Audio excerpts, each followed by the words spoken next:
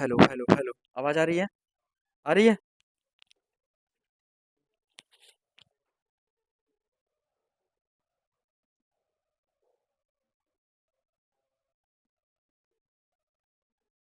ये क्या किया है? ऐसे कैसे बनाई यार स्लाइड?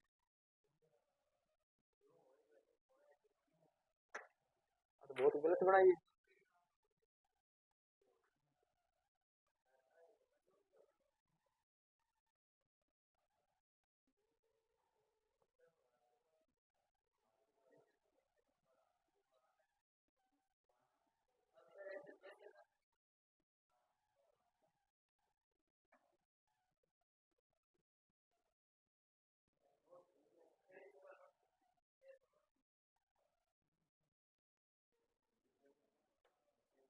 वहां से ले लेगा नोट्स। क्लास शुरू है क्या?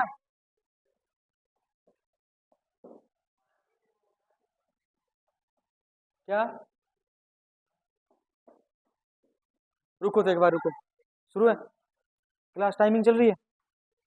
टाइमिंग चल रही है क्या स्क्रीन पर?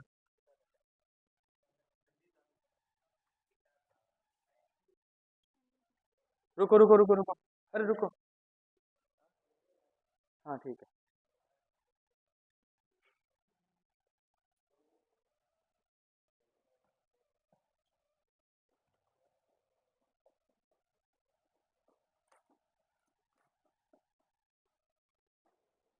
ये पढ़ लिया था हमने। पढ़ लिया था ना ये? अरे पढ़ा था नहीं पढ़ा था इसको? याद है क्या किसी को? नहीं यार। ये भी पढ़ लिया था हमने। पढ़ लिया था ना? दूसरा समझा दूं।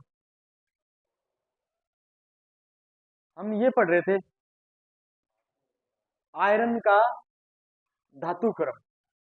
आयरन का धातु क्रम अपन पढ़ रहे थे।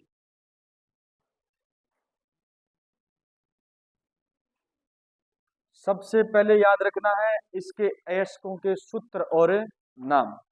अयस्कों के सूत्र और नाम। एक प्रश्न पक्का आएगा, कौन सा अयस्क किसका है। एक क्वेश्चन तो पक्का पूछा जाएगा। ठीक है। हाँ, आपको दिया जाएंगे अयस्कों के नाम ऑप्शन में और आपको पहचानना पड़ेगा किसका अयस्क है। या फिर सूत्र आपसे पूछा जाएगा कि इसका सूत्र क्या होता है। जैसे हम पढ़ रहे हैं धातु, किसका धातु, कौन सा धातु है? आयरन। आयरन का धातु क्रम पढ़ रहे हैं तो सबसे पहले हम इसके पढ़ेंगे एस्क। एस्क सबसे पहला एस्क होता है हेमेटाइट। क्या होता है? हेमेटाइट। हेमेटाइट का फॉर्मूला था, अभी सुनूंगा, याद कर लेना साथ साथ में। Fe2O3। Fe2O3, ठीक है ना? ये Fe2O3 जो है ये इसका प्रमुख एस्क है। क्या है इसका प्रमुख एस्क? यानी धातु क्रम में अगर आप लोहे को अलग करना चाहते हैं, लोहे के धातु क्रम में लोहे को अलग करना चाहते हैं तो कौन सा एस्क काम में लोगे? हाँ, Fe2O3। क्या कहते हैं इसको? अच्छा, हेमेटाइट कहते हैं। अब मैं प्रश्न थोड़ा घुमा रहा हूं। कौन सा आयरन ऑक्साइड हेमेटाइट कहलाता है? कौन सा आयरन ऑक्साइड हेमेटाइट कहलाता है? Fe2O3। Fe2O3 क्या कहते हैं? हेमेटाइट। हेमेटाइट, ठीक है। मैग्नेटाइट। मैग्नेटाइट का फॉर्मूला होता है Fe3O4। Fe3 क्या आयरन ऑक्साइड है? ये आयरन का ऑक्साइड है या नहीं है? तो याद रखना, आयरन का ये ऑक्साइड है, ये क्या कहलाता है? मैग्नेटाइट। हेमेटाइट का फॉर्मूला होता है Fe2O3, जबकि हेमेटाइट का फॉर्मूला होता है Fe3O4। Fe3O4। लिमोनाइट जो होता है वो याद रखना, आयरन का ऑक्साइड जो होता है, प्लस साथ में क्या होते हैं? दो अणु। तीन अणु क्या होते हैं? जल के। तीन अणु क्या होते हैं? जल के। याद रखना, लिमोनाइट का फॉर्मूला जो होता है वो होता है Fe2O3, प्लस में क्या होते हैं बताओ? 3H2O डॉट 3H2O इसके साथ में होता है सीडेराइट। सीडेराइट का फॉर्मूला होता है FeCO3। FeCO3। और आयरन पाइराइट का फॉर्मूला होता है FeS2। इसे क्या कहते हैं? मूर्खों का सोना कहते हैं। क्या कहते हैं? मूर्खों का सोना कहते हैं। हमने पढ़े हैं एस्क, और किसके एस्क पढ़े हैं? लोहे के एस्क। पहला एस्क नाम बताओ। हेमेटाइट। क्या है? हेमेटाइट, बोलना नहीं है, हेमेटाइट। हेमेटाइट का फॉर्मूला होता है, वो होता है Fe2O3, Fe2O3। दूसरा होता है, बताओ क्या? मैग्नेटाइट। दूसरा होता है मैग्नेटाइट, ये लिखा हमने मैग्नेटाइट। मैग्नेटाइट का फॉर्मूला होता है Fe3O4, Fe3O4। तीसरा होता है लिमोनाइट। तीसरा कौन सा होता है? Limonite, limonite. लिमोनाइट याद रखना क्या होता है? Fe2O3.3H2O। फिर होता है, बताओ कौन सा राइट? हाँ, सीडेराइट। कौन सा राइट? Siderite, siderite. सीडेराइट का फॉर्मूला होता है, बताओ? FeCO3, Fe2CO3 या FeCO3? FeCO3। ठीक है।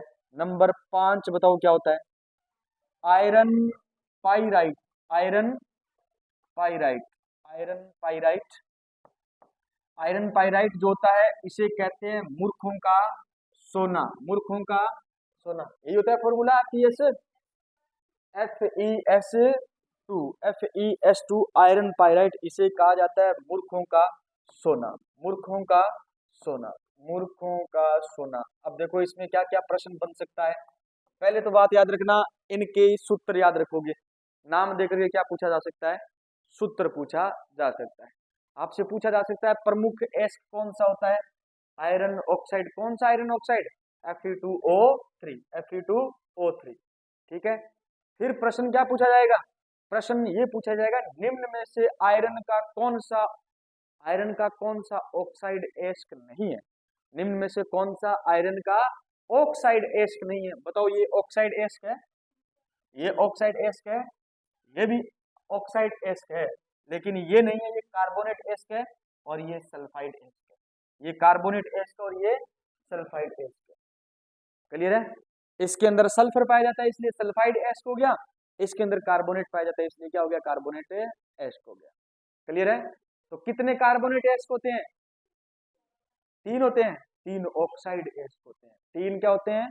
Oxide ask. एक कार्बोनेट एस्क और एक सल्फाइड एस्क, एक सल्फाइड एस्क। चलो याद करते हैं फॉर्मूला। पहला फॉर्मूला कौन सा? हेमेटाइट। हेमेटाइट का फॉर्मूला Fe2O3, Fe2O3। दूसरा कौन सा? मैग्नेटाइट। मैग्नेटाइट का फॉर्मूला Fe3O4, Fe3O4।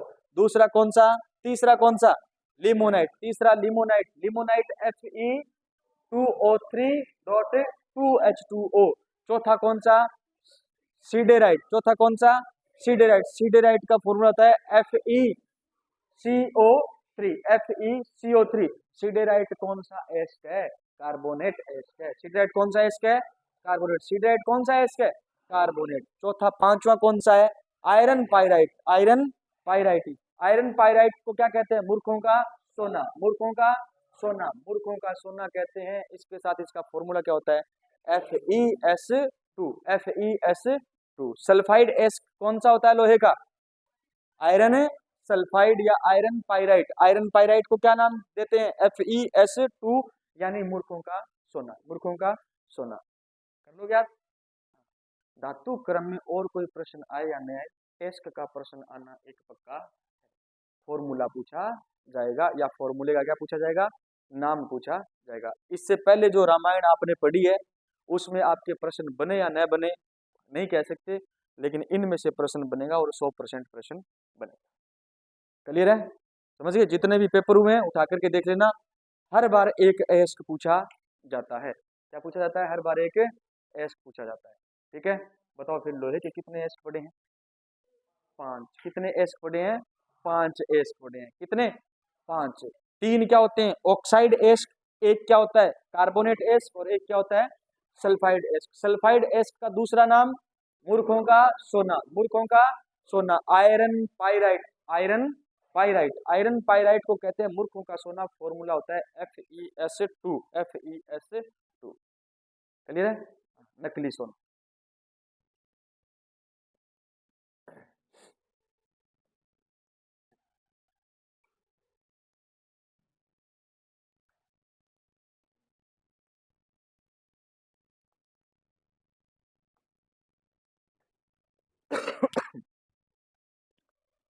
आयरन ये FeO है, इसको अपन कार्बन मोनोऑक्साइड के साथ में क्या करते हैं, गर्म करते हैं। कितने डिग्री सेंटीग्रेड तापमान पर, 1573 डिग्री सेंटीग्रेड, सॉरी केल्विन ताप पर, 1573 केल्विन ताप पर गर्म करते हैं।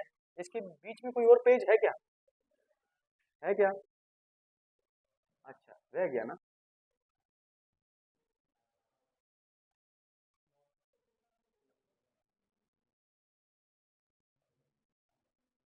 मैग्नेटाइट में आयरन की प्रतिशत मात्रा क्या होती है, अधिक होती है। आयरन की प्रतिशत मात्रा क्या होती है, अधिक होती है। किसमें, मैग्नेटाइट में। मैग्नेटाइट का फॉर्मूला क्या होता है, Fe3O4, Fe3O4। और हेमेटाइट का, ठीक है।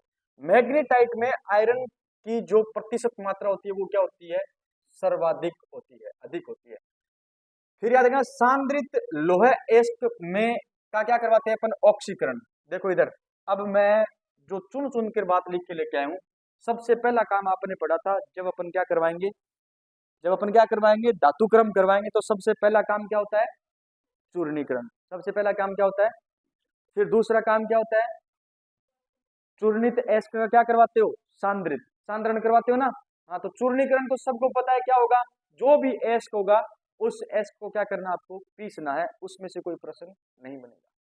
यहाँ पर दूसरा जो प्रोसेस होता है, सांद्रित लोहे एस्क का क्या करवाना, ऑक्सीकरण। ये तीसरा प्रोसेस है।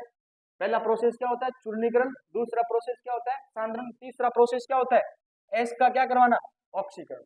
ऑक्सीकरण करवाने के लिए अपन क्या काम में लेते हैं, भर्जन, या क्या काम में लेते हैं, निस्तापन। बताओ भर्जन कब काम में लिया जाता है, सल्फाइड एस्क को किसकी उपस्थिति के अंदर, ऑक्सीजन की अधिक उपस्थिति के अंदर क्या करना, गर्म करना। क्या करना, गर्म करना। भर्जन का मतलब क्या होता है, सांद्रित एस्क का अपन करवाना है ऑक्सीकरण। क्या करवाना है, ऑक्सीकरण। और ऑक्सीकरण करवाते हैं किसका, सल्फाइड एस्क का, किसकी उपस्थिति के अंदर, अधिक ऑक्सीजन की उपस्थिति के अंदर। किसकी उपस्थिति के अंदर, अधिक ऑक्सीजन की उपस्थिति के अंदर। उसको कहा जाता है भर्जन। क्या कहा जाता है, भर्जन। और भर्जन की प्रक्रिया होती है किसमें, परावर्तनी भट्टी के अंदर।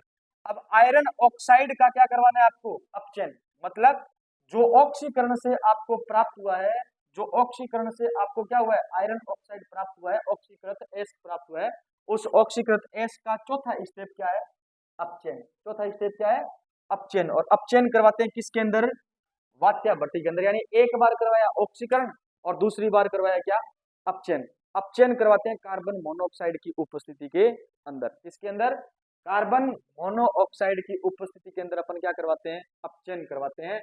तो याद रखना है 1573 केल्विन ताप पर, 1573 केल्विन ताप पर ये बना आपका पहले FeO, और इसका अपचयन करवाया कार्बन मोनोऑक्साइड की उपस्थिति के अंदर। तो बनता है क्या, आयरन, और क्या बनती है, CO2। आयरन और क्या बनती है, हमने कल ही पढ़ा था कि FeO, FeO, और ये क्या है, कार्बन मोनोऑक्साइड। यहां से एक ऑक्सीजन हटेगी तो ये क्या बन जाएगा, Fe। क्या बन जाएगा, Fe प्लस में क्या बन जाएगा, CO2। बताओ इसका तो क्या हो गया, अपचयन। इसका क्या हो गया, अपचयन। क्यों, क्योंकि ऑक्सीजन क्या हो चुकी है, हट चुकी है। और इसका क्या हो चुका है, ऑक्सीकरण। क्यों, क्योंकि इसके साथ क्या जुड़ गई है, ऑक्सीजन जुड़ गई है, ऑक्सीजन जुड़ गई है। तो इसका क्या हुआ, इसका हुआ ऑक्सीकरण, हुआ ना। पहले इसके पास में कितनी ऑक्सीजन थी, एक, अब कितनी बन गई, दो। तो ऑक्सीजन जुड़ी तभी तो दो बनी। इसका हुआ क्या, ऑक्सीकरण। क्या हो गया, ऑक्सीकरण। और इससे ऑक्सीजन हटी है तो इसका क्या हो गया, अपचयन। क्या हो गया, अपचयन हो गया। ठीक है, याद रखना है। अपचयन के बाद में जो आपको लोहा बना हुआ दिखाई दे रहा है, इसको कहा जाता है कच्चा लोहा, या क्या कहा जाता है, पिग आयरन। कच्चा लोहा या क्या कहा जाता है, पिग आयरन। अगर पिग आयरन या कच्चे लोहे को वात्या भट्टी से क्या करते हैं अपन, प्राप्त करते हैं। क्या करते हैं, वात्या भट्टी से प्राप्त करते हैं। कच्चे लोहे का जो संगठन होता है उसमें 93% क्या होता है, लोहा होता है। 4% किसकी अशुद्धियां होती है, कार्बन की। और 3% के अंदर सल्फर, फास्फोरस और मैग्नीज पाया जाता है। सल्फर, फास्फोरस और क्या पाया जाता है, मैग्नीज पाया जाता है। कच्चे लोहे के अंदर कितने परसेंट आयरन होता है, 93%। कितने परसेंट कार्बन की अशुद्धि होती है, 4%। और कितने परसेंट सल्फर, फास्फोरस और मैग्नीज, 3%। अब अपन इस कच्चे लोहे से बनाते हैं ढलवा लोहा। क्या बनाते हैं, ढलवा लोहा। कच्चा लोहा जो होता है इसको अगर सांचों के अंदर ढाल करके अलग अलग अपन क्या बना दें, आकृतियां बना दें ठंडा करके, तो उसे कहा जाता है ढलवा लोहा। ढलवा लोहा किससे प्राप्त होता है? कच्चे लोहे से। किससे प्राप्त होता है? कच्चे लोहे से प्राप्त होता है। अच्छा, कार्बन की कितने प्रतिशत मात्रा रह जाती है इसके अंदर? 3%, जबकि इसके अंदर कितनी थी? पिग आयरन या कच्चे लोहे के अंदर कार्बन 4%, जबकि ढलवे लोहे के अंदर कितना परसेंट? 3%। कितना परसेंट? ढलवा लोहा क्या है? पिग लोहे या कच्चे लोहे को सांचों में डाल करके तैयार किया गया लोहा क्या कहलाता है? ढलवा लोहा कहलाता है। क्या कहलाता है? ढलवा लोहा कहलाता है। पिग आयरन को अचानक ठंडा करते हैं तो क्या बनता है? सफेद ढलवा लोहा बनता है। और पिग आयरन को धीरे धीरे ठंडा करते हैं तो भूरा ढलवा क्या बनता है? लोहा बनता है। ये कोई इंपॉर्टेंट है नहीं इतने ज्यादा। यही तक है क्या या और है? पिटवा लोहा तो पीट पीट के तैयार करीजिए, वो पीटना तो था नहीं पड़ेगा। नंबर आया 4, 4 नंबर आया। गंदे लोग हो आप, भयंकर गंदे लोग हो। पिटवा लोहा,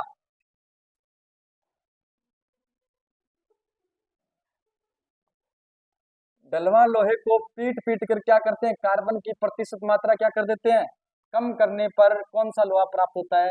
पिटवा लोहा प्राप्त होता है। पिटवा लोहा मतलब पीटेडो लो, पीट के तैयार करेडो लो। पूर्वी के नंबर आया, टॉप है पूर्वी, पूर्वी टॉप है। रिजल्ट देख, पूर्वी टॉप है। मिठाई तो बनती है ना? बनती है। हम्म? इसमें कार्बन की प्रतिशत मात्रा, आप तो चॉकलेट दे देते इस है? मैंने बताया, मेरे को किसी ने चॉकलेट दी नहीं वैसे। इसमें कार्बन की प्रतिशत मात्रा कितनी होती है? 0.12 से 0.2%। किसमें? पिटवा लोहे के अंदर। बताओ सबसे ज्यादा किसके अंदर? सबसे ज्यादा किसके अंदर है? मारूंगा था तुम्हें। सबसे ज्यादा किसके अंदर है? पिग लोहे, कच्चे लोहे के अंदर। कितने परसेंट? फिर उससे कम किसमें? कितने परसेंट? सबसे कम किसमें? पिटवा लोहे के अंदर कितनी है? 0.12 से 0.25। यह लोहा औद्योगिक रूप से क्या है? शुद्ध है। मतलब आपा कहीं बना सका, गाडर बना सका, बठड़ियों बना सका, ठीक है। औद्योगिक रूप से शुद्ध है। अरे गाडर ने बेचा, कौन बेचा? सीरिया बेचा, कौन बेचा? बेचा नहीं, बेचा कौन? खरीद के ले गया, खरीद के ले गया नहीं। हाँ, औद्योगिक रूप से कौन सा? पिटवा लोहा क्या होता है? सबसे अच्छा होता है। सबसे क्या होता है? अच्छा, जिसमें कार्बन की प्रतिशत मात्रा क्या होती है? सबसे सबसे कम होती है। सबसे कम कितनी? 0.12 से 0.25। बताओ धातु क्रम किसका याद किया आपने? आयरन का। किसका? आयरन का। आयरन का धातु क्रम हमने 5 प्रकार के क्या पढ़े हैं? एस्क पढ़े हैं। 5 प्रकार के क्या पढ़े हैं? एस्क पढ़े हैं। पहले एस्क को क्या कहा जाता है? हेमेटाइट। क्या कहते हैं? हेमेटाइट का फॉर्मूला क्या होता है? Fe2O3। Fe2O3 नोट्स मिल गए? Fe2O3। दूसरा कौन सा है? मैग्नेटाइट। कौन सा है? Fe3O4। Fe3O4। तीसरा कौन सा है? लिमोनाइट। कौन सा? लिमोनाइट का फॉर्मूला Fe2O3.2H3H2O। कितना? 3H2O। चौथा कौन सा? सीडेराइट। कौन सा राइट? सीडेराइट का फॉर्मूला FeCO3। FeCO3। क्लियर है बात? फिर पांचवा कौन सा है? Iron pyrite. आयरन पायराइट का फॉर्मूला FeS2। Fe मूर्खों का सोना। अरे सल्फर और गंधक, मूर्खों एक ही बात है, एक ही बात है। सल्फर और गंधक क्या है? एक ही बात है। हाँ, आयरन का गंधक, आयरन का गंधक जो एस होता है वो कौन सा होता है? FeS2 होता है। आयरन का सल्फर एस कौन सा होता है? FeS2 होता है। मूर्खों का क्या कहते हैं? सोना कहते हैं। वो कहावत सुनिए ना, हर पीली चीज सोना नहीं होती। सुनिए ना, हाँ, तो ये हर पीली चीज क्या नहीं होती है? सोना नहीं होती है। क्लियर है? चलो, कॉपर का धातु क्रम। कॉपर का क्या पढ़ेंगे अपन? धातु क्रम पढ़ेंगे। हाँ हाँ, हर पीली चीज सोना नहीं होती है। कॉपर का धातु क्रम देखो। कॉपर के क्या पढ़ेंगे अपन? एस्ट। क्या पढ़ेंगे? एस्ट। सबसे पहले देखो कॉपर पाइराइटिस, क्या पढ़ेंगे? कॉपर पाइराइटिस, और कॉपर पाइराइटिस को अपन फॉर्मूले के रूप में लिखते हैं CuFeS2, CuFeS2। बताओ कॉपर का मुख्य एस्ट कौन होता है? कॉपर पाइराइटिस। जबकि आयरन पाइराइट का फॉर्मूला क्या होता है? FeS2 आयरन पाइराइटिस, ठीक है ना। कॉपर पाइराइटिस को कहते हैं CuFeS2 मुख्य एस्ट। क्या है ये? मुख्य एस्ट। Copper glass, copper glass. अब देखो इसमें हमें कहीं भी कॉपर सल्फाइड नहीं दिया गया, कहीं नहीं दिया गया ना सल्फाइड, सब लिखा गया सल्फाइड। एग्जाम में पूछा जाएगा ऐसे ही, कॉपर ग्लास का फॉर्मूला क्या होता है? कॉपर ग्लास का फॉर्मूला क्या होता है? ठीक है, तो याद रखना कॉपर का सल्फाइड एस्ट क्या होता है? कॉपर ग्लास होता है। कॉपर का सल्फाइड एस्ट क्या होता है? कॉपर ग्लास होता है। फॉर्मूला CuS2S, Cu2S, ये से लिखा है Cu2S। ये क्या है? Copper glass. समझ गए? ठीक है। क्यूप्राइट, अब इसको भी याद रखना है। कॉपर के एस्क फॉर्मूला दृष्टि से बहुत इंपॉर्टेंट है, ठीक है। क्यूप्राइट का फॉर्मूला था Cu2O, इसे क्या कहते हैं? Ruby copper. क्या कहते हैं? रूबी कॉपर कहा जाता है। रूबी कॉपर का फॉर्मूला क्या होता है? Cu2O, ठीक है। मेलेकाइट, ये मेलेकाइट, जबकि इससे पहले पढ़ा था मैग्नेटाइट। क्या पढ़ा था? मैग्नेटाइट। मैग्नेटाइट किसका एस्क होता है? लोहे का। किसका? फॉर्मूला बता सकते हो? Fe3O4, ठीक है। मेलेकाइट जो होता है ये कॉपर का एस्क होता है। ये क्या होता है? कॉपर का एस्क होता है। मैग्नेटाइट का फॉर्मूला सही है, Fe3O4, ठीक है। मेलेकाइट का formula copper hydroxide plus copper carbonate, ठीक है। कॉपर हाइड्रोक्साइड और कॉपर कार्बोनेट, इसका मिश्रित रूप क्या कहलाता है? मेलेकाइट कहलाता है। कॉपर हाइड्रोक्साइड ये दो है, .CuCO3, क्या है ये? मेलेकाइट है। एजुराइट, एजुराइट कॉपर हाइड्रोक्साइड डॉट क्या है? 2CuCO3, डॉट क्या है? 2CuC3। ये सारे के सारे एस्क है, ये इंपॉर्टेंट है। क्यों? क्योंकि यहां से पूछा जाएगा फॉर्मूला। क्या पूछा जाएगा? इससे फॉर्मूला पूछा जाएगा। सबसे पहला एस्क क्या पूछा हमने? कॉपर पाइराइटिस। क्या पढ़ा? Copper pyrites. कॉपर पाइराइटिस का फॉर्मूला होता है CuFeS2। अब बताओ इसके अंदर कॉपर भी आ रहा है और आयरन भी आ रहा है, क्या ये आयरन का एस्क नहीं हो सकता? नहीं हो सकता। क्यों? क्योंकि आयरन की मात्रा होती है कम, कॉपर की मात्रा होती है ज्यादा। जहां कॉपर हमें ज्यादा मात्रा में प्राप्त होगा तो वो एस्क किसका कहलाएगा? कॉपर का कहलाएगा। किसका कहलाएगा? कॉपर का कहलाएगा। क्लियर है बात? ठीक है, हाँ।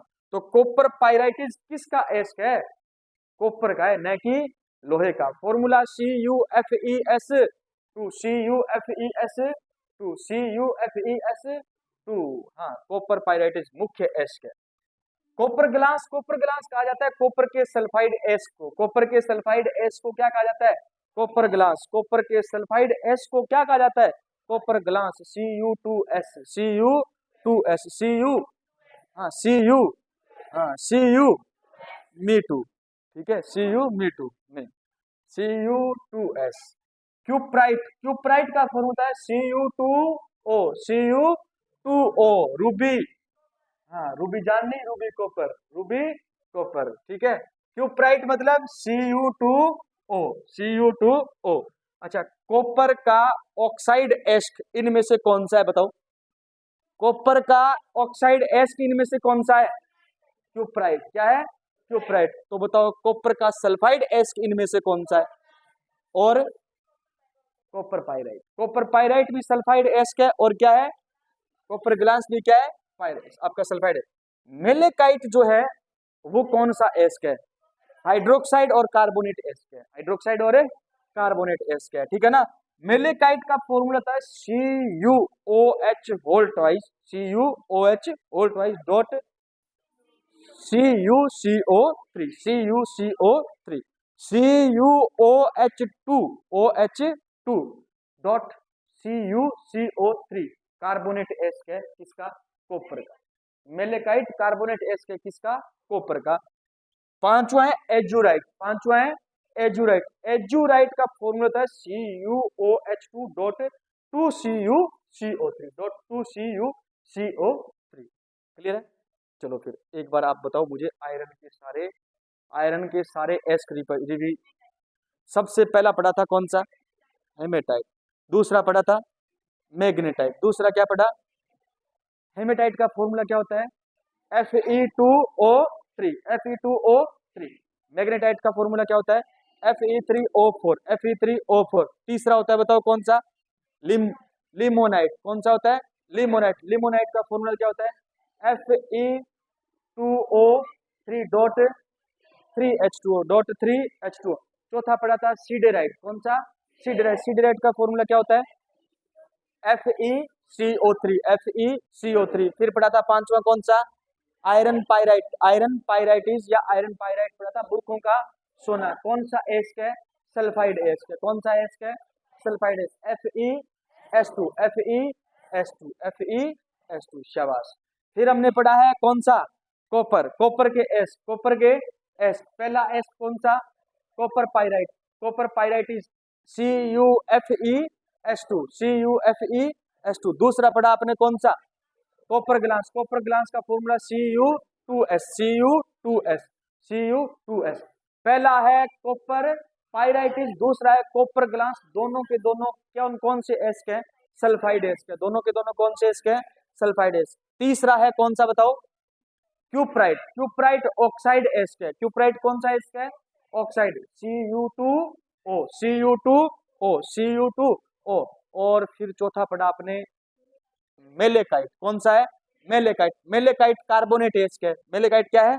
कार्बोनेट के CuOH2 डॉट CuCO3 और चौथा है आप पांचवा है एजुराइट। एजुराइट भी कौन सा एस्क है? कार्बोनेट एस्क है। कौन सा एस्क है? Carbonate. CuOH2 dot 2CuCO3 clear है? चलो चले आगे, चले फिर चलते हैं। देखो कॉपर के धातु क्रम में अशुद्धियों को हटाने के लिए कौन सी विधि काम में लेते हैं? झाग प्लवन विधि। कौन सी विधि काम में लेते हैं? झाग प्लवन विधि। और भर्जन और निस्तापन दोनों प्रक्रियाओं से क्या होता है? ऑक्सीकरण। दोनों प्रक्रियाओं से क्या होता है? ऑक्सीकरण है। ठीक है।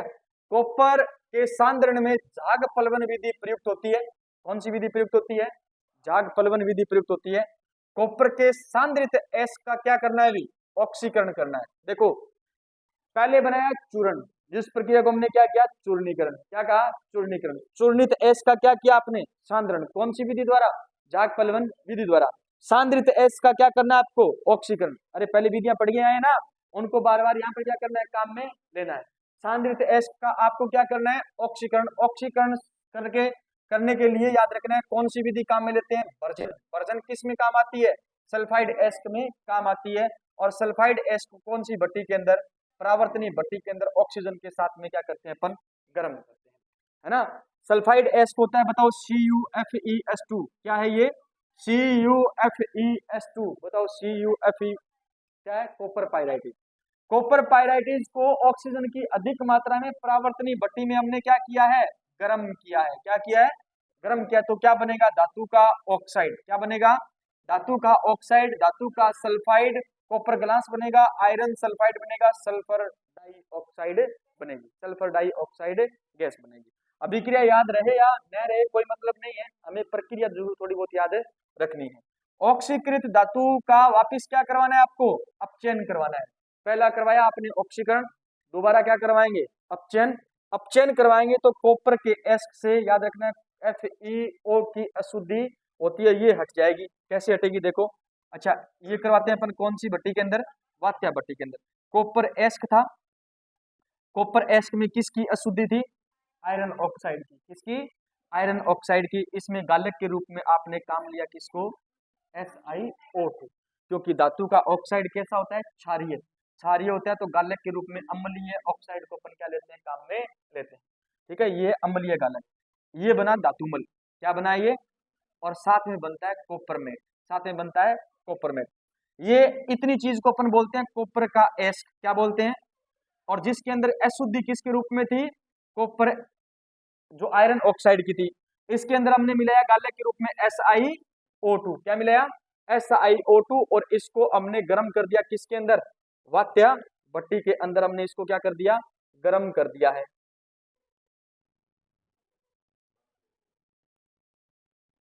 वात्या भट्टी के अंदर इसको हमने क्या कर दिया, गर्म कर दिया। वात्या भट्टी के अंदर अगर आप गर्म करोगे तो याद रखना क्या बनेगा, कोपरमेट बनेगा, क्या बनेगा, कोपरमेट बनेगा, और कोपरमेट के साथ में क्या बनेगा, धातुमल बनेगा, क्या बनेगा, धातुमल बनेगा। बताओ ये क्या चीज होती है, धातुमल को इंग्लिश में क्या कहते हैं, धातुमल को इंग्लिश में क्या कहते हैं, स्लिट कहते हैं, फ्लक्स कहते हैं, स्लैग कहते हैं, क्या कहते हैं, स्लैग कहते हैं। बताओ इनमें से फिर फ्लक्स कौन सा है, इनमें से फ्लक्स फ्लक्स कौन सा है, फ्लक्स, और कीट कौन सा है, कीट कौन सा है, स्लैग कौन सा है, ठीक है। अच्छा बताओ अधात्री कौन सी है, कॉपर एस्क ना, कॉपर एस्क में अधात्री किसकी है, किसकी है, FeO की। ये मिश्रण क्या कहलाता है, Cu2S। बताओ ये क्या है, कॉपर ग्लास, और ये क्या है, आयरन सल्फाइड, आयरन सल्फाइड है ना, आयरन सल्फाइड, इसको किस नाम से जानते हैं, आयरन है। देखो इधर वो तो होता है FeS2, और ये क्या है, FeS। ये याद रखना है, ये कोपरमेट कहलाता है, इसका मिश्रण क्या कहलाता है, कोपरमेट कहलाता है। तो पूछा है कोपरमेट में क्या क्या चीज होता है, एक तो आयरन का सल्फाइड होता है, और एक क्या होता है, कॉपर का सल्फाइड, एक क्या होता है, कॉपर का सल्फाइड। ये दोनों मिलकर के क्या बनाते हैं, कोपरमेट बनाते हैं, क्या बनाते हैं, कोपरमेट बनाते हैं। अब कोपरमेट में अपन क्या मिलाते हैं, कोपरमेट के अंदर मिलाते हैं, क्या मिलाते हैं कोपरमेट के अंदर, ये बनाया हमने SiO2 गालक, क्या मिलाया, गालक, और ऑक्सीजन की उपस्थिति के अंदर इसको क्या कर दिया हमने, गर्म कर दिया, तो यहां से बनेगा कॉपर, क्या बनेगा, कॉपर, और गैस निकलेगी कौन सी, सल्फर डाइऑक्साइड, कौन सी गैस निकलेगी। इस कॉपर को एक नाम दिया है फफोलेदार कॉपर, क्या नाम दिया है, इसके अंदर याद रखना है कार्बन की लगभग 99% मात्रा होती है, कितनी मात्रा होती है, लगभग 99% मात्रा होती है, फफोलेदार क्या बना, कॉपर। यह प्रक्रिया क्या कहलाती है, वैसेमरीकरण कहलाती है, क्या कहलाती है, वैसेमरीकरण कहलाती है। तो याद रखना कौन सी प्रक्रिया द्वारा फफोलेदार कॉपर का उत्पादन किया जाता है, कौन सी प्रक्रिया द्वारा फफोलेदार कॉपर का उत्पादन किया जाता है, वैसेमरीकरण प्रक्रिया के द्वारा क्या किया जाता है, कॉपर, फफोलेदार कॉपर का उत्पादन किया जाता है। देखो कॉपर ये क्या था, Cu2S, क्या था, Cu2S, और एक है कॉपर ऑक्साइड, क्या है, कॉपर ऑक्साइड। यहाँ कॉपर ने कॉपर का क्या किया है, अपचयन किया है। इस प्रक्रिया को अपन क्या कहते हैं, स्वतः अपचयन। कल या परसों हमने पढ़ा था क्लास के अंदर, कल तो नहीं पढ़ा था, परसों भी नहीं पढ़ा था, उससे पहले पढ़ा था, स्वतः अपचयन। स्वतः अपचयन मतलब धातु ने धातु का क्या कर दिया, अपचयन कर दिया। स्वतः अपचयन क्या बना, फफोलेदार कॉपर, क्या बना, फफोलेदार कॉपर। प्लस में क्या बनी है, प्लस में सल्फर डाइऑक्साइड, सल्फर डाइऑक्साइड, और इसके अंदर ये देखो इधर मैंने 99 बोला था, ये कितना परसेंट है, 98% क्या प्राप्त होता है, कॉपर प्राप्त होता है। तो हमसे पूछा जाए फफोलेदार कॉपर के अंदर कॉपर कितना परसेंट, 98%, कितना परसेंट, 2% अशुद्धि पाई जाती है सिल्वर की, किसकी, और सोने की, किसकी, सोने की, और किसकी, कॉपर ऑक्साइड की। यानी ये है सिल्वर Au, और क्या है, कॉपर ऑक्साइड, कॉपर ऑक्साइड की क्या पाई जाती है, उसी अशुद्धि पाई जाती है, उसी नहीं अशुद्धि पाई जाती है। फफोलेदार कॉपर में कॉपर कितना परसेंट है, 98%, कितना परसेंट है। अच्छा कॉपर, फफोलेदार कॉपर प्राप्त करने के लिए कौन सी विधि, वैसेमरीकरण, कौन सी, वैसेमरीकरण, ठीक है, वैसेमरीकरण। कॉपर का शोधन करते हैं अपन किससे, पोलिंग विधि द्वारा, किससे, पोलिंग विधि द्वारा। इसमें धातु ऑक्साइड से ऑक्साइड अशुद्धि को दूर करते हैं, और पोलिंग के अंदर क्या होता है, हरी लकड़ी के क्या होते हैं, डंडे होते हैं, हरी लकड़ी के क्या होते हैं, डंडे होते हैं, उन डंडों को घुमाया जाता है टब के अंदर। किसके अंदर? टब के अंदर घुमाया जाता है, जिसके कारण हमें याद रखना कॉपर प्राप्त होता है। इसमें अपचयन करवाया जाता है। क्या करवाया जाता है? इस विधि द्वारा अपचयन करवाया जाता है। पोलिंग क्या है? पोलिंग याद रखना है, इसे विडोलक विधि भी कहते हैं। कौन सी विधि कहते हैं? विडोलक विधि भी कहते हैं। याद रखना, पोलिंग विधि को क्या कहते हैं? विडोलक विडोलक विधि भी कहते हैं। इसमें हरी लकड़ी के डंडों द्वारा अशुद्धि को क्या करते हैं? हटाते हैं। हरी लकड़ी के डंडों द्वारा अशुद्धि को क्या करते हैं? हटाते हैं। बताओ, आयरन का आपने इससे पहले पढ़ा धातु क्रम, एक पढ़ा आपने किसका? कॉपर का। और कुछ याद रहे ना रहे, एस्क जरूर याद करके जाओगे। एस्क तो जरूर 100% आपको क्या करने? याद करने। ठीक है, फिर देखो विद्युत अपघटनी शोधन। विद्युत अपघटनी शोधन के अंदर कॉपर जो है कैथोड पर प्राप्त होता है। किस पर प्राप्त होता है? कैथोड। कैथोड से कैथोड, कैसे कैथोड और कैसे कॉपर, कैसे कैथोड कैसे कॉपर। तो विद्युत अपघटनी प्रक्रिया द्वारा कॉपर कहां प्राप्त होता है? कैथोड पर। कितना परसेंट बन जाएगा? 99%, 99.9%। एनोड के नीचे एजी और ओरम ये पाए जाते हैं, और इन्हें अपन क्या कहेंगे? एनोड पंख कहेंगे। एनोड पंख। एनोड पंख क्या है? तो विद्युत अपघटन जब करवाते हैं तो कैथोड पर तो धातु प्राप्त होती है शुद्ध। क्या प्राप्त होती है? धातु प्राप्त होती है शुद्ध। और एनोड के नीचे जो अशुद्धियां बच जाती है उन्हें कहा जाता है एनोड पंख। पढ़ के आए हैं अपन, है ना? एनोड पंख कहा जाता है। ये तो हो गया किसका धातु क्रम? कॉपर का। किसका हो गया? कॉपर का। अब अपन किसका पढ़ रहे हैं? जिंक का। किसका पढ़ रहे हैं भाई? जिंक का। जिंक का एस्क। प्रत्येक धातु क्रम में आपको याद रखने एस्क। क्या याद रखने? एस्क। जिंक के एस्क कितने होते हैं? 3। कितने? 3। सबसे पहला है जिंक सल्फाइड। जिंक सल्फाइड क्या है? मुख्य एस्क। और जिंक सल्फाइड नहीं आएगा, किस नाम से पूछा जाएगा? जिंक ब्लेंड का फॉर्मूला होता है। जिंक ब्लेंड का फॉर्मूला होता है, या निम्न में से कौन सा? जिंक सल्फाइड को किस नाम से अपन जानते हैं? तो आपको याद रखना है, जिंक ब्लेंड जो है उसको कहते हैं जिंक सल्फाइड। क्या कहते हैं? हाँ, तो जिंक का मुख्य एस्क क्या हो गया? जिंक का मुख्य एस्क हो गया जिंक ब्लेंड। क्या हो गया? Zinc blende. फॉर्मूला क्या होता है? Zinc ZnS, ZnS, ZnS। अच्छा, क्यूप्राइट क्या था? क्यूप्राइट कॉपर का ऑक्साइड एस्क। फॉर्मूला क्या होता है? Cu2O। तो जिंकाइट क्या होगा? जिंकाइट, जिंक का ऑक्साइड एस्क। जिंक का ऑक्साइड एस्क क्या बनता है? Formula ZnO, ZnO। जिंकाइट क्या होता है? ZnO, ZnO। जिंक कार्बोनेट को अपन कहते हैं केलेमिन, जबकि मेलेकाइट क्या था? जबकि मेलेकाइट क्या था? है? मेलेकाइट क्या था? देखो, मेलेकाइट क्या था? ऐसे याद करोगे तभी याद होगा, वरना ये भूल मिल जाएंगे। CuOH2 dot CuCO3। वो कार्बोनेट एस्क था किसका? मेलेकाइट, कॉपर का। और ये केलेमिन होता है किसका? कार्बोनेट एस्क, जिंक का। किसका? जिंक। जिंक का कार्बोनेट एस्क कहलाता है केलेमिन, जबकि कॉपर का कार्बोनेट एस्क क्या कहलाता है? मेलेकाइट। क्या कहलाता है? एक और था एजुराइट। क्या था? एजुराइट। एजुराइट का फॉर्मूला क्या था?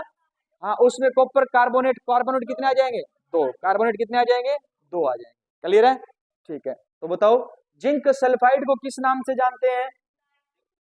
जिंक सल्फाइड को किस नाम से जानते हैं? जिंक ब्लेंड के नाम से जानते हैं। किस नाम से जानते हैं?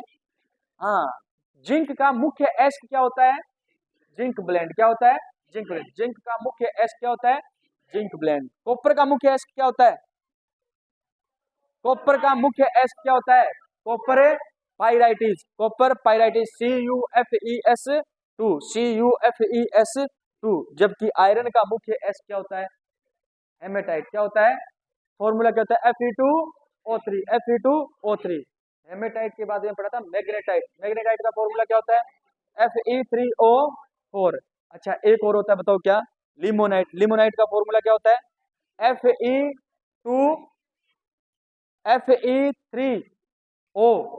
Fe3O, सही है? Fe2O3 dot 3H2O। ठीक है। सांद्रण की प्रमुख विधि क्या है? तो आप कहोगे जाग प्लवन विधि, झाग पलवन विधि, क्योंकि मुख्य एस्क क्या है, जिंक सल्फाइड। सल्फाइड एस्कों के सांद्रण की प्रमुख विधि होती कौन सी है, झाग पलवन विधि। कौन सी होती है, झाग पलवन विधि। भ्रजन करवाते हैं, क्यों करवाएंगे भ्रजन, भ्रजन क्यों करवाएंगे, भ्रजन भजन भ्रजन क्यों करवाएंगे। कौन स्टूडेंट ऐसा है जो मुझे ये बता दे कि सर इसका भ्रजन ही होगा, निस्तापन नहीं होगा, क्यों। सल्फाइड एस्क है, क्या है, कुछ तो पकड़ो शब्दों को। भर्जन भर्जन कब से कर रहे हैं, ये मुख्य एस्क है ना, तो मुख्य एस्क से ही अपन जिंक को क्या करेंगे, पृथक करेंगे। तो मुख्य एस्क क्या है, सल्फाइड एस्क, क्या है, सल्फाइड एस्क। सल्फाइड एस्क की याद रखना है, अलग करने के लिए सबसे पहला, अच्छा इसके अंदर क्या होगा, ऑक्सीकरण होगा क्या, ऑक्सीकरण होगा क्या, भर्जन के अंदर ऑक्सीकरण होता है। हाँ, तो याद रखना जिंक सल्फाइड से ऑक्सीजन की मात्रा अधिक होती है। परावर्तनीय भट्टी के अंदर इसको गर्म करते हैं तो क्या बनता है, जिंक ऑक्साइड। इसको कहते हैं ऑक्सीकृत एस्क, क्या कहेंगे, ऑक्सीकृत एस्क। और ऑक्सीकृत एस्क का अपन क्या करवाएंगे आगे, अपचयन, क्या करवाएंगे, अपचयन। इस ऑक्सीकृत एस्क का आगे करवाएंगे अपचयन, क्या करवाएंगे, अपचयन करवाएंगे। वर्जन तो हो गया, अब करवाएंगे अपचयन।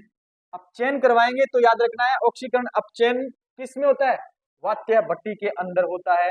किसके अंदर होता है, वात्या भट्टी के अंदर होता है। मैं टेढ़ा हो गया, टेढ़े मेढ़े, मेरे को सीधा करो।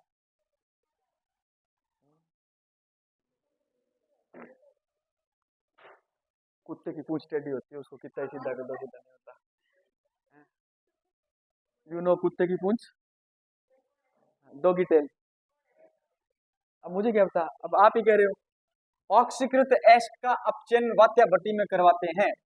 देखो जिंक ऑक्साइड का अपचयन लगभग कितने डिग्री सेंटीग्रेड तापमान पर, 700 डिग्री सेंटीग्रेड तापमान पर किसके द्वारा करवाया जाता है, कार्बन के द्वारा करवाया जाता है। किसके द्वारा, कार्बन के द्वारा। तो बनता है जिंक प्लस में कार्बन मोनोऑक्साइड।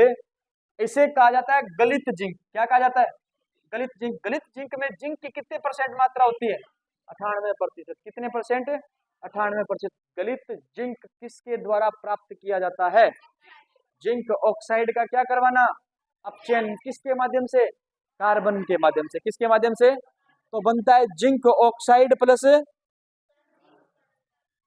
हाँ जिंक प्लस कार्बन मोनोऑक्साइड। बना हुआ जिंक क्या कहलाता है, गलित, जिसके अंदर कार्बन की कितना परसेंट, सॉरी जिंक की कितना परसेंट मात्रा होती है। जिंक का शोधन, अब जो बना हुआ जिंक है इसका क्या करवाते हैं, शोधन करवाते हैं। और शोधन होता है कौन सी अवस्था में, तो याद रखना है शोधन होता है कौन सी विधि द्वारा, आसवन विधि द्वारा और विद्युत अपघटन द्वारा। विद्युत अपघटन द्वारा। आसवन विधि क्यों काम में लेते हैं, आसवन विधि क्यों काम में लेते हैं, और कारण बताओ, शुद्धिकरण में तो लेते हैं, और कारण बताओ। एक तो पढ़ा था गलनांक और क्या पढ़ा था, कवथनांक। किसमें अंतर अधिक हो जाए, किसमें किसमें अंतर अधिक हो, गलनांक में अंतर क्या हो, किस किस के गलनांक में, अशुद्धियों और धातु, अशुद्धियों और धातु के बीच क्या हो, गलनांक में अंतर कम हो तो अपन किसको काम, अंतर क्या हो, ज्यादा हो तो किसको काम में लेते हैं, आसवन को काम में लेते हैं। तो जो बना आपके पास में जिंक होता है और बना हुआ क्या होता है पीबी और एसएन, जो है इसके अंदर अशुद्धियां हैं। अगर आप कहोगे कि अपन इसमें काम में ले रहे हैं क्या, आसवन, तो ये अधिक तापमान पर क्या होती है, गलेगी, और वो कम तापमान पर गल करके क्या हो जाएगी, अलग हो जाएगी। तो याद रखना है अंतर ज्यादा होने के कारण इस जिंक को क्या कर लिया जाता है, अलग कर लिया जाता है। पीबी और एसएन क्या बच जाते हैं, नीचे बच जाते हैं। क्लियर है, आसवन विधि काम लेते हैं, या फिर क्या लेते हैं अपन, विद्युत अपघटन विधि काम में लेते हैं। ठीक है, तो गलित अवस्था, किसकी गलित अवस्था, जिंक की गलित अवस्था से जिंक का शुद्धिकरण करना है तो कौन कौन सी विधियां काम में आती है, आसवन और विद्युत अपघटन विधि, विद्युत अपघटन विधि। ठीक है, पल्ले पड़ रही है। एल्यूमिनियम का धातुकर्म, एल्यूमिनियम का धातुकर्म। एल्यूमिनियम में भी कितने एस्क हैं, तीन, तीन छह, कितने, छह। बस नाम तो हमें, फॉर्मूला तो दो तीन का याद रखना है। एल्यूमिनियम का प्रमुख एस्क होता है बॉक्साइट। क्या होता है, हाँ कौन सा साइट है, बॉक्साइट, बॉक्साइट बोलो, जय माता दी। हाँ जोर से बोलो, बॉक्साइट, ठीक है। एल्यूमिनियम के एस क्या है, एल्यूमिनियम का एस क्या है, प्रमुख क्या, बॉक्साइट। बॉक्साइट का फॉर्मूला था Al2O3 dot 2H2O dot 2H2O, Al2O3 dot, क्या है ये, बॉक्साइट क्या प्रमुख है, एस किसका, एल्यूमिनियम का, किसका, एल्यूमिनियम का। इसे कहते हैं कोरंडम। क्या है ये, कोरंडम बोले तो एल्यूमिना, कोरंडम बोले तो एल्यूमिना, Al2O3, Al2O3। अब पेपर में प्रश्न आएगा, एल्यूमिना का सूत्र होता है Al2, पेपर में प्रश्न आ जाए, कोरंडम का सूत्र होता है Al2O3, Al2 क्रायोलाइट, क्रायो, जबकि एजुराइट किसका, और क्रायोलाइट किसका, किसका, किसका, एल्यूमिनियम। क्लियर है। एक होता है कैल्सपार, सर्वाधिक कहां पर मिलता है, राजस्थान में अजमेर में मिलता है। और फेल्सपार के बाद में होता है अब्रक, और एक होता है डाइस्पर, डाइपर नहीं है, डाइस्पर है। क्या है, डाइस्पर है। याद रखना, इनके सिर्फ हमें क्या याद रखने हैं, नाम याद रखने हैं। क्या याद रखने हैं, नाम याद रखने हैं। तो फेल्सपार है और अब्रक है और क्या है, डाइस्पर है। डाइस्पर का फॉर्मूला होता है, याद रखना, एल्यूमिना के साथ में क्या है, जल, एल्यूमिना के साथ में क्या है, जल है। एक ही जल का अणु है, क्या है, अगर दो जल के अणु आ जाए तब बॉक्साइट, क्या बन जाएगा, बॉक्साइट। अगर एक जल का अणु है तब डाइस्पर, और दो है तब बॉक्साइट। बॉक्साइट का फॉर्मूला क्या होता है, Al2O3 dot 2H2O dot 2H2O। बताओ फिर एल्यूमिनियम के कितने एस का, number 1 bauxite, number 2 alumina, number तीन कोरंडम, नंबर 3 कोरंडम है, शाबाश शाबाश। फिर डाइस्पर, नंबर 4 अरबक नहीं, अब्रक, क्या है, अब्रक है। नंबर 5 फेल्सपार, नंबर 5 क्या है, फेल्सपार। दोबारा सुनो, सबसे पहले पढ़ा कौन सा, दूसरा एल्यूमिना या कोरंडम, फिर याद रखना है फेल्सपार, क्या है, फेल्सपार, फिर कौन सा है, अब्रक, फिर कौन सा है, डाइस्पर, एक कौन सा बच गया, क्रायोलाइट। क्रायोलाइट का फॉर्मूला होता है Na3Al F6। इसको जरूर याद रखना है, क्रायोलाइट को, क्रायोलाइट को आपको जरूर याद रखना है। क्यों याद रखना है, क्योंकि इसके धातु क्रम में ये इंपॉर्टेंट काम करता है। क्रायोलाइट धातु क्रम में इंपॉर्टेंट काम करता है। इसको, इससे हम अपन धातु नहीं प्राप्त करते, कौन सी, एल्यूमिनियम, क्योंकि एल्यूमिनियम की प्रतिशत मात्रा क्या होती है इसके अंदर, कम होती है, इसलिए धातु का अच्छा एस्क नहीं है। सर्वाधिक अच्छा एस्क कौन सा है, बॉक्साइट है। इस बॉक्साइट से आपको एल्यूमिनियम प्राप्त करना है ना, तो अपन याद रखना है, इसको काम में लेंगे, इसको क्या लेंगे, काम में लेंगे। कैसे काम में लेंगे, देखो इधर देखो,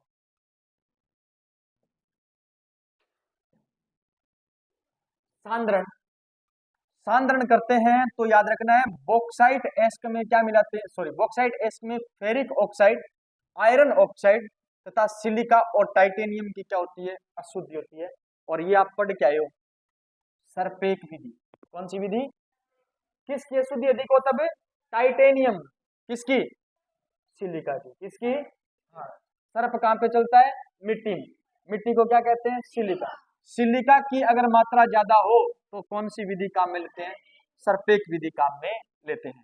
बॉक्साइट एस का सांद्रण या निक्षालन, सांद्रण निक्षालन या लीचिंग विधि द्वारा क्या होता है, निक्षालन को इंग्लिश में क्या कहते हैं, लीचिंग, तथा एल्यूमिनियम हाइड्रोक्साइड प्राप्त होता है। बॉक्साइट एस का सांद्रण किया जाता है किससे, निक्षालन से, तो याद रखना है क्या प्राप्त होता है, एल्यूमिनियम का हाइड्रोक्साइड, एल्यूमिनियम का।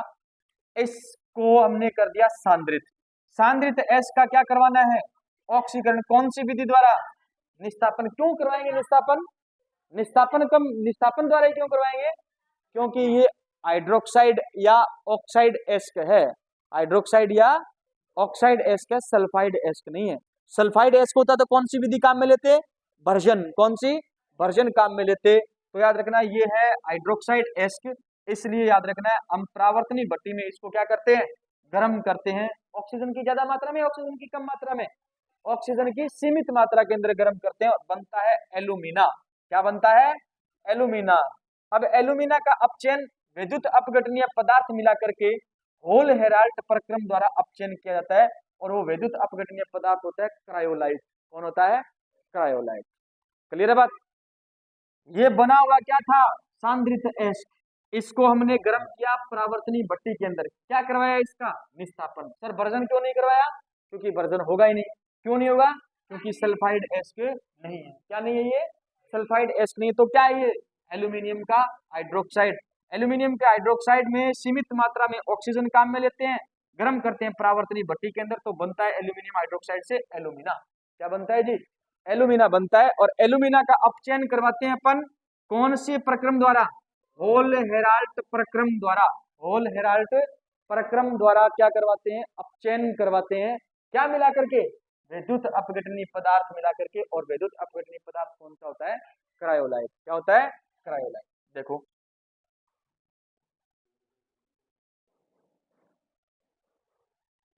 ये देखो एल्यूमिना है, ये क्या है, एल्यूमिना है। एल्यूमिना में अपन ने क्या मिलाया, क्रायोलाइट। और एक मिलाया CaF2, कैल्शियम फ्लोराइड। क्या मिलाया है, कैल्शियम फ्लोराइड मिलाया है। ध्यान दो, एल्यूमिना है वो 2000 डिग्री सेंटीग्रेड तापमान पर क्या होता है, पिघलता है। 2000 डिग्री सेंटीग्रेड तापमान पर क्या होता है, पिघलता है। इतना तापमान बहुत ज्यादा होता है, बहुत ज्यादा होता है। मतलब मैंने कहा इसका गलना कितने डिग्री सेंटीग्रेड है, 2000 डिग्री सेंटीग्रेड तापमान, बहुत ज्यादा तापमान है। हाँ, तो इसके गलनांक को क्या करना है आपको, कम करना है। इसके गलनांक को क्या करना है, कम करना है। कम करते हैं तो अपन एल्यूमिना के गलनांक को कम करने के लिए इसके अंदर क्या मिलाते हैं, क्रायोलाइट। और सहायता करता है कौन, Ca।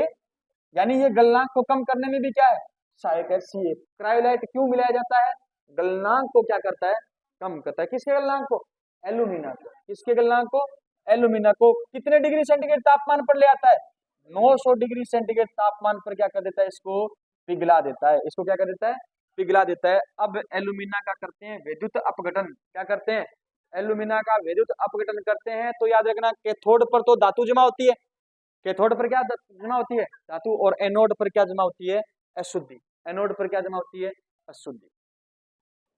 समझ गए। एल्यूमिना हाइड्रोक्साइड क्या है, एल्यूमिना हाइड्रोक्साइड धातु का हाइड्रोक्साइड एस्क है। धातु का हाइड्रोक्साइड एस्क है, कौन सी धातु का, एल्यूमिनियम। अब इसका करवाना है आपको सांद्रण। क्या करवाना है, सांद्रण नहीं, ऑक्सीकरण करवाना है। क्या करवाना है, ऑक्सीकरण। सांद्रित तो आप करके आ गए, ऑक्सीकरण करवाना है। ऑक्सीकरण करवाने के लिए वर्जन काम में आता है, निस्तापन। निस्तापन क्यों, क्योंकि वर्जन तो सल्फाइड एस्को में काम आता है। वर्जन करवाया तो एल्यूमिनियम हाइड्रोक्साइड का हो गया ऑक्सीकरण। क्या हो गया, क्या प्राप्त हुई, एल्यूमिना। क्या प्राप्त हुई, एल्यूमिना। एल्यूमिना का क्या करवाते हैं, विद्युत अपघटन। क्या करवाते हैं, विद्युत अपघटन द्वारा अपचयन करवाते हैं। विद्युत अपघटन द्वारा क्या करवाते हैं, अपचयन करवाते हैं। अब विद्युत अपघटन करवाएंगे तो समस्या आ गई क्या, कि एल्यूमिना 2000 से 2200 डिग्री सेंटीग्रेड तापमान पर पिघलता है।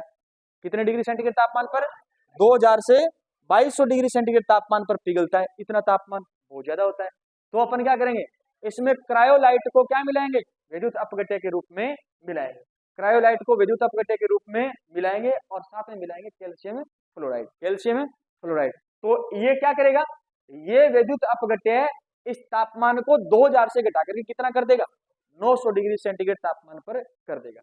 अब ये एल्यूमिना टूट जाएगा किसके अंदर, एल्यूमिना टूट जाएगा किसके अंदर, एल्यूमिनियम और ऑक्सीजन के अंदर। एल्यूमिनियम और, अब विद्युत अपघटन करवाएंगे तो याद रखना कैथोड पर तो जमा हो जाएगा कौन, एल्यूमिनियम। क्यों, कैथोड कम, कम का अर्थ होता है माइनस। क्या, माइनस। और एल्यूमिनियम पर चार्ज होता है कौन सा, प्लस। तो प्लस किधर जाएगा, माइनस विपरीत ध्रुवों की ओर चला जाएगा। एल्यूमिनियम जमा हो जाएगा किधर जाकर के, कैथोड पर जाकर के। और एनोड पर कौन आ जाएगा, अशुद्धि। एनोड पर क्या आ जाएगा, तो अशुद्धि को अपन क्या कहेंगे, एनोड। एनोड पंख, एनोड पंख, एनोड पंख कहेंगे। क्लियर है, चलो ठीक है। ये पढ़ लिया हमने किसका, एल्यूमिनियम का। क्या पढ़ लिया, हाँ धातु क्रम पढ़ लिया। अब का क्या है, धातु क्रम किसका, एजी का धातु क्रम। एजी का धातु क्रम, एजी का धातु क्रम, एजी ओजी एजी ओजी एजी ओजी का धातु क्रम। हाँ, क्या, चुप ही रहो, बोलो ही मत।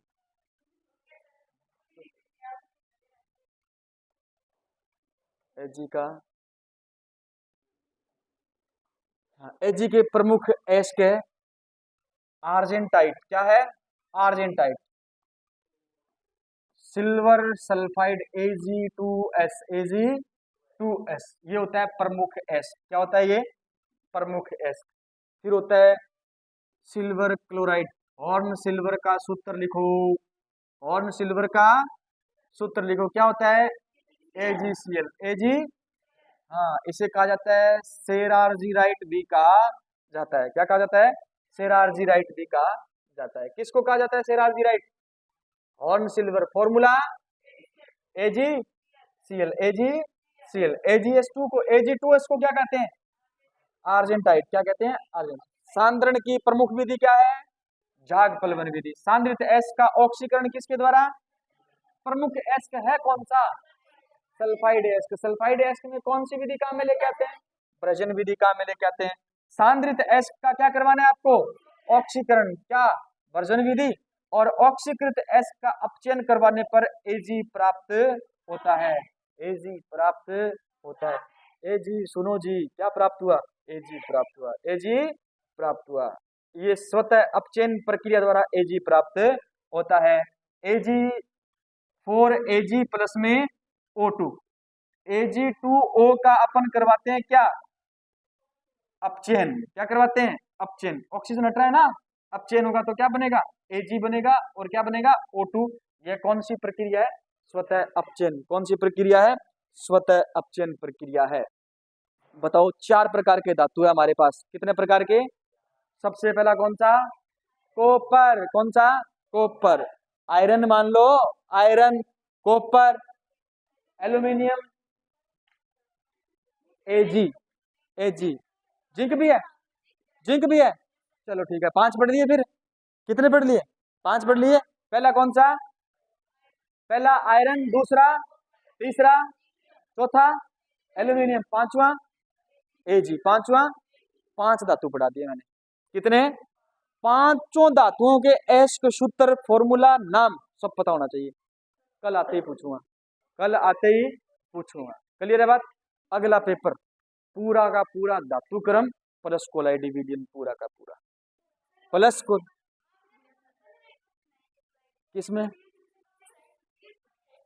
किस पीएच पढ़ गए थे?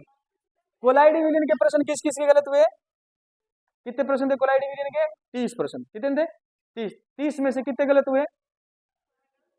सारा गलत लिया है। अब की है कितने प्रश्न सही हुए? चलो इधर देखो आप, कोलाइडी विलियन प्लस में क्या है? धातु क्रम, पूरा धातु क्रम है। और पूरा का पूरा क्या है? कोलाइडी विलियन है। पूरा धातु क्रम, पूरा का पूरा कोलाइडी विलियन। किस में आएगा? अगले टेस्ट में आएगा। हाँ, संडे टेस्ट में 40 क्वेश्चन है। कितने क्वेश्चन है? 40 क्वेश्चन है। ठीक है, अब की बार ध्यान देना है। आप प्रश्न गलत कर रहे हो, इतना सरल प्रश्न गलत कर रहे हो। इधर देखो, एक तो होती है प्रक्षिप्त परावस्था। क्या होती है? परावस्था। और परावस्था जो है, इसको किसके संगत माना है? विलय के संगत माना है। किसके संगत माना है? विलय के संगत माना है। एक है प्रक्षेपण माध्यम। क्या है? माध्यम। ये किसके संगत होता है? विलायक के संगत होता है। किसके संगत होता है? विलायक के संगत होता है। ध्यान दो, ये प्रश्न अब की बार गलत नहीं होना चाहिए। प्रश्न ही यही आएगा। माध्यम, विलायक में कौन घुलता है? विलायक में कौन घुलता है? विलय। तो यहां से ऐसा दिया जाएगा, ठोस में द्रव। ठोस में द्रव। क्लियर है बात? ठोस में द्रव, न कि द्रव में, न कि द्रव में। इधर से उठाएगा और किधर लेके आएगा आपको? यानी विलायक में कौन घुल रहा है? विलय घुल रहा है। विलायक में कौन घुल रहा है? विलय घुल रहा है। विलायक में विलय घुलता है तो पहले दिया जाएगा विलायक, तो फिर दिया जाएगा विलय। तो ठोस में द्रव कैसा विलायक है? सॉरी, कैसा कोलाइडी विलियन है? ठोस में द्रव जेल है। ठोस में द्रव जेल है, जबकि द्रव में ठोस जेल नहीं है। द्रव में ठोस जेल नहीं है, क्या है? समझ आ गई बात? अब की बार गलत नहीं होगा ना? गलत अब की बार गलत हुआ था।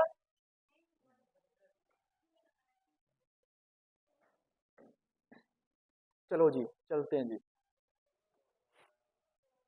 धात्विक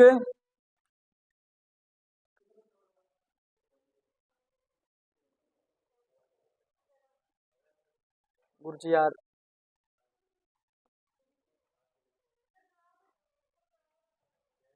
5 मिनट और सर जी, 5 मिनट मात्र। हाँ क्या, मात्र 5 minute. Sir ji please 5 minute.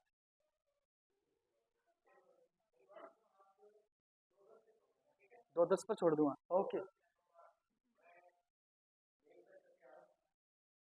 अच्छा अच्छा।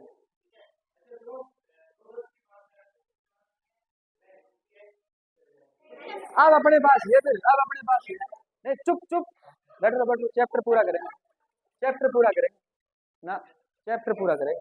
बहुत दिन हो गए कोलाई डिवीजन को चलते हुए, मैं 3 दिन का टारगेट लेके चला था, 3 दिन में हुआ नहीं। ठीक है, आराम से बैठे रहो, आराम से पढ़ेंगे। देखो इधर, धात्विक अवस्था का स्वभाव, धात्विक अवस्था कब है, धात्विक अवस्था का स्वभाव, चुप रहो, जिसको घर जाना है जा सकता है, नो, अपने कोई शिकायत नहीं है, जिसको पढ़ना है पढ़ सकता है, जो घर जाना चाहे जा सकता है, अभी जा सकता है, बीच में क्लास के बीच में उठ के नहीं जाएगा। ठीक है, धात्विक अवस्था का स्वभाव, धातुओं में परमाणु एकदम बिल्कुल क्या होते हैं, निकट निकट होते हैं, रटने वाली बात नहीं है, समझने वाली बात नहीं है, बस सीधा चलते जाओ पढ़ते जाओ इनको, इसमें कोई ऐसा वो डाउट वाली बात नहीं है। क्यों, क्योंकि उनके बाह्य कक्ष के इलेक्ट्रॉन जो होते हैं पूरी तरह से किसी एक परमाणु से बंधे नहीं होते हैं। कहने का मतलब ये है, सोडियम का एक आपके पास में क्रिस्टल है, सोडियम का एक क्या है, क्रिस्टल है, इस क्रिस्टल को मैंने इस प्रकार बनाया गोलाकार। ठीक है, गोलाकार बनाया तो इसके अंदर सोडियम का एक परमाणु थोड़ा हुआ, बहुत सारे परमाणु होंगे, ये सोडियम का एक परमाणु है, दूसरा परमाणु है, तीसरा परमाणु है, इसका मतलब है सोडियम के अंतिम कोश में जो एक इलेक्ट्रॉन पाया जाता है, 11वां इलेक्ट्रॉन, 11वां इलेक्ट्रॉन जो पाया जाता है, वो इलेक्ट्रॉन इस एक परमाणु से थोड़ी बंधा हुआ होगा, बहुत सारे परमाणु से बंधे हो सकते हैं। इसका मतलब ये हुआ कि निकट निकट व्यवस्थित होते हैं, कारण है कि इलेक्ट्रॉन पूरी तरह से किसी एक परमाणु से बंधे नहीं होते। ठीक है, यही कारण है कि धातु में कुछ क्या पाए जाते हैं, विशेष गुण पाए जाते हैं, जैसे जैसे है विद्युत चालकता, जैसे क्या है, विद्युत चालकता, विद्युत चालकता सर्वाधिक पाई जाती है किसके अंदर, अच्छा सबसे कम पाई जाती है किसके अंदर, पारा के अंदर, याद रखना है। सबसे अधिक किसके अंदर विद्युत चालकता, चांदी, तो फिर सबसे अच्छा विद्युत का चालक है, तो अपन विद्युत रूप में काम में क्यों नहीं लेते इसको, कॉपर को क्यों काम में लेते हैं, चांदी इतनी है ही नहीं, चांदी है तो शरीर पर महंगी है, क्या है, महंगी है, इतनी महंगी चांदी काम में नहीं ली जा सकती। कौन पोछा नहीं, घर के अंदर वायर फिटिंग करवावा का चांदी का तार डाल, पेरन न के गोनी अंगूठी गोनी, पेरन न पाजे भी गोनी, तू चांदी तार की बात करना रहे। ठीक है, हाँ, चलो, रोज की मैडम के आज तो चांदी की पाजेब, आज तो चांदी की पाजेब है ही कोनी, कटू क्या वहां, हाँ, फिटिंग करवा ले तो नहीं चांदी थी होती। चलो देखो, विद्युत चालकता सबसे चालक कौन होती है, चांदी, और सबसे कम कौन होता है, पारा। धातुओं की बात कर रहे हैं, किसकी बात कर रहे हैं, उष्मा चालकता, उष्मा चालकता सबसे ज्यादा चांदी और पारा, और कम कौन है, पारा। आघात वर्धनीयता, आघात वर्धनीयता मतलब पीट करके क्या बना दो, चद्दर बना दो, कौन फैलेगी ज्यादा, चांदी, सॉरी कौन, सोना, कौन, सोना, और कम जिंक यानी जस्ता, जिंक यानी जस्ता।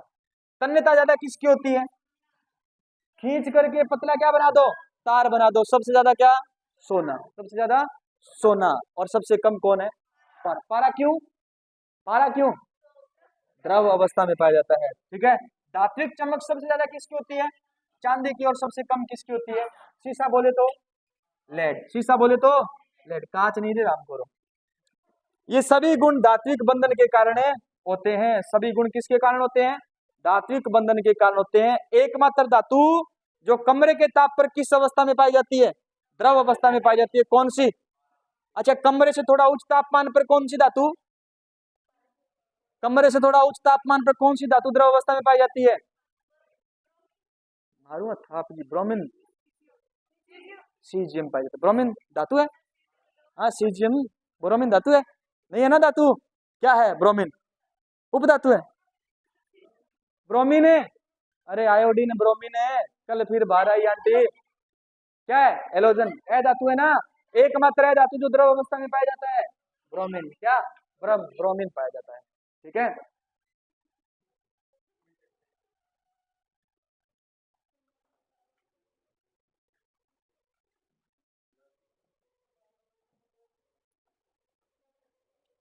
धातुओं में परमाणुओं की संरचनात्मक पैकिंग, धातुओं में परमाणुओं की क्या है, संरचनात्मक पैकिंग। धातु में परमाणु क्रिस्टलीय जाल बना करके क्या होते हैं, व्यवस्थित होते हैं। तीन प्रकार की क्या पाई जाती है, इनकी संरचनाएं पाई जाती है। पहली कौन सी होती है, सिंपल क्यूबिक सरल मात्रिक कोष्टिका, सिंपल क्यूबिक सरल मात्रिक कोष्टिका इस प्रकार की होती है। किस प्रकार की होती है, इस प्रकार की होती है। ठीक है, याद रखना बहुत ही कम धातुओं के अंदर पाई जाती है, बहुत ही कम धातुओं के अंदर। एग्जाम्पल के रूप में लिखा है कौन, पोलोनियम। क्या लिखा है, पोलोनियम। इसके अंदर याद रखना प्रति इकाई कोशिका परमाणु की संख्या कितनी होती है, एक, और समन्वय संख्या कितनी होती है, यानी एक परमाणु अन्य 6 परमाणुओं से जुड़ेगा, एक परमाणु अन्य 6 परमाणुओं से जुड़ेगा। तो प्रति इकाई कोशिका परमाणु कितने होते हैं, एक। प्रति इकाई कोशिका परमाणु कितने होते हैं, किसके अंदर, एससी। एससी का मतलब सिंपल क्यूबिक, सिंपल क्यूबिक। ठीक है, सीयूईटी के अंदर पूछा जा सकता है, जेट के अंदर तो नहीं आएगा। सीयूईटी के अंदर पूछा जा सकता है, जेट के अंदर नहीं आएगा। परमाणु केवल किस पर उपस्थित होते हैं, कोनों पर। ये जो ये आपको डार्कनेस करके दिखाया गया है, इनको कॉर्नर बोला है, और इस कॉर्नर पर एक एक क्या है, परमाणु है। ये जो चीज आपको दिखाई गई है, ये वाली चीज, ये फ्लक्स होती है। क्या होती है, ये फ्लक्स होती है। ठीक है ना, क्या होती है, ये फ्लक्स। जैसे ये दीवार है, ये दीवार किसका काम कर रही है, फ्लक्स। एक फ्लक्स, दो फ्लक्स, तीन फ्लक्स, चार फ्लक्स, पांच फ्लक्स और 6 फ्लक्स। इसमें भी कितने फ्लक्स है, 6 फ्लक्स है। कितने फ्लक्स है, कॉर्नर कॉर्नर पर परमाणु आएंगे, कॉर्नर कॉर्नर पर क्या आएंगे, परमाणु, कॉर्नर कॉर्नर पर क्या आएंगे, परमाणु, और इस कॉर्नर पर, इस कॉर्नर पर क्या आएगा, परमाणु आएगा। क्लियर है, तो प्रत्येक परमाणु जो होगा वो 6 परमाणुओं से जुड़ा होगा, इसलिए इसकी समन्वय संख्या कितनी होती है, 6 होती है। ठीक है, दूसरा होता है body centred cubic, body centred cubic BCC. BCC, BCC का मतलब काय केंद्रित कोष्टिका, काय केंद्रित कोष्टिका, काय केंद्रित कोष्टिका। परमाणु कहां पर स्थित होता है, कोनों पर भी स्थित होता है, और इसके साथ साथ आपको याद रखना है कहां पर स्थित होता है, हाँ, केंद्र, केंद्र में भी पाए जाते हैं। देखो ये क्या है, कॉर्नर हो गए, और एक परमाणु कहां हो गया, केंद्र में हो गया। प्रति इकाई कोशिका परमाणु 2, जबकि एससी के अंदर कितना, 1। प्रति इकाई परमाणु कितने, 2, वहां पर कितने, 1, यहां पर कितने, 2, वहां पर कितने, एससी के अंदर 1, बीसीसी के अंदर कितने, 2, बीसीसी के अंदर कितने, 2। और याद रखना है इसकी समन्वय संख्या कितनी होती है, 8। 6 कॉर्नर 2 सेंट्रल, 6 कॉर्नर 2 सेंट्रल, 6 और 2 कितने हो गए, 8। इस प्रकार की व्यवस्था पाई जाती है किसमें, आयरन, सोडियम, पोटेशियम, क्रोमियम, है ना। आयरन, सोडियम, पोटेशियम, क्रोमियम, ये अपेक्षाकृत क्या होते हैं, कठोर। ये अपेक्षाकृत क्या होते हैं, कठोर। ठीक है, और फेस सेंटर्ड क्यूबिक एफसीसी, फलक केंद्रित कितने, अच्छा इसको कहते हैं फलक केंद्रित। परमाणु कहां पर होते हैं, कोनों पर भी होते हैं, और प्रत्येक फलक के कहां पर होते हैं, केंद्र में भी होते हैं। अब इसमें तो अपन अलग अलग दिखा नहीं सकते। मान लीजिए ये क्या है, आपके पास में एक फ्लक्स है, 4 क्या है, कॉर्नर है, चारों कॉर्नर पर क्या हो गए, एक एक परमाणु, एक इसके सेंटर में आ गया। चारों कॉर्नर पर क्या हो गए, एक एक परमाणु, एक इसके क्या आ गया, सेंटर पर। चारों कॉर्नर पर क्या हो गया, एक एक परमाणु, एक इसके क्या आ गया, सेंटर पर। इसके भी क्या आ गया, एक सेंटर में, चारों कॉर्नर पर एक एक क्या आ गया, परमाणु।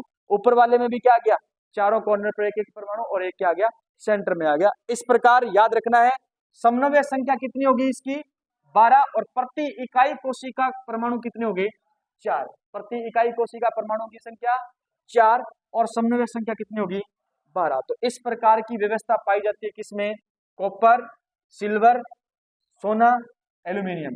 सोना, एल्यूमिनियम सबसे सघन पैकिंग होती है, सबसे सघन पैकिंग होती है, इसलिए अधिक तन्य होते हैं और आघात वर्धनीय होते हैं, आघात वर्धनीय होते हैं। ठीक है, परमाणु कोनों पर प्रत्येक फलक के केंद्र में पाए जाते हैं। प्रति इकाई कोशिका परमाणु कितने होते हैं, 4, और समन्वय संख्या कितनी होती है, 12 है, कितनी होती है, 12 और 4। ठीक है, ये एग्जाम्पल के रूप में याद रखना, कॉपर, और क्या है, सिल्वर, और क्या है, एयू, और क्या है, एल्यूमिनियम। कॉपर के तार बनाए जा सकते हैं, कॉपर के क्या बनाए जा सकते हैं, तार बनाए जा सकते हैं, जबकि लोहे के तार नहीं बनाए जा सकते। कारण क्या है, यही कारण है। कारण क्या है, क्यों, इनकी पैकिंग क्या होती है, सघन पैकिंग होती है, इसलिए इनकी आघात वर्धनीयता क्या होती है, ज्यादा। ये तन्ने भी क्या होते हैं, ज्यादा होते हैं। क्लियर है, हाँ। आयरन के तार बनाए जा सकते हैं, लेकिन ज्यादा अपन क्या कह सकते हैं, मजबूत नहीं होते। कॉपर का तार मजबूत होता है नहीं होता? ठीक है। धातुओं की प्रकृति में उपस्थिति, एक तो पाया जाता है मुक्त अवस्था, है ना, और एक पाई जाती है किसमें, संयोजित अवस्था के अंदर। मुक्त अवस्था के अंदर पाए जाने वाले धातु कम क्रियाशील होते हैं, क्या होते हैं, कम क्रियाशील। और संयोजित अवस्था में पाए जाने वाले धातु क्या होते हैं, अधिक क्रियाशील। क्या होते हैं, अधिक क्रियाशील होते हैं। कम क्रियाशील धातु कौन कौन सी है, सोना है, सिल्वर है, प्लेटिनम है, और क्या है, कॉपर है। कॉपर कुछ मात्रा के अंदर, कॉपर क्रिया करता है, लेकिन बहुत कम मात्रा ऐसी भी होती है जहां पर ये क्या नहीं करता, क्रिया नहीं करता। ठीक है ना। संयोजित अवस्था में पाई जाने वाली धातु कौन कौन सी है, एल्यूमिनियम है, आयरन है, जिंक है, कैल्शियम है, पोटेशियम है, सोडियम है। पोटेशियम सबसे अधिक क्रियाशील धातु है। पोटेशियम क्या है, सबसे अधिक है, कि आगे आगे आएगा, लिखा हुआ मिल जाएगा आपको, टेंशन मत लो। क्रियाशीलता का क्रम थोड़ा सा आपको अपने नोट्स में सुधार करना है। क्या करना है, सुधार करना है। आप दोबारा नीचे लिख सकते हो अगर लिखना चाहो तो। क्या लिखना है, देखो इधर, इस क्रम को पीबी तक ऐसा कैसा लिख दो, लेड तक क्या लिख दो, ऐसा का ऐसा लिख दो। इस क्रम को लेड तक सबसे अधिक क्रियाशील कौन है, पोटेशियम। उससे कम क्रियाशील कौन है, सोडियम। उससे कम क्रियाशील कौन है, calcium, magnesium, aluminium, zinc, iron, PB. और पीबी के बाद में मैंने काट करके छोटा सा लिखा है हाइड्रोजन, लिखा है ना। पीबी तक ऐसा लिखो, पीबी के बाद में लिखो हाइड्रोजन। पीबी के बाद में क्या लिखोगे, हाइड्रोजन। हाइड्रोजन के बाद में क्रम ऐसा कैसा चलने दो, हाइड्रोजन ऐड करना है, हाइड्रोजन के बाद में क्रम ऐसा कैसा चलने दो। हाँ हाँ कर लो, कोई बात नहीं, जिसने नहीं किया कर लो, जिसने कर रखा है अच्छी बात है, कर लिया। अब इस श्रेणी का मतलब समझो, इस श्रेणी का मतलब समझो। इधर से इधर चलते हैं, क्रियाशीलता घटती है। इधर से किधर चलते हैं, इधर से इधर चलते हैं।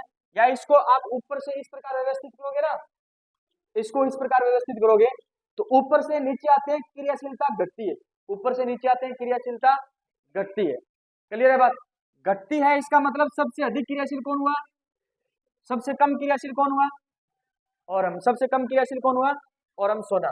क्लियर है बात, यही कारण है कि सोना क्रिया नहीं करता, और सबसे ज्यादा क्रियाशील होता है कौन, पोटेशियम। कौन होता है, पोटेशियम।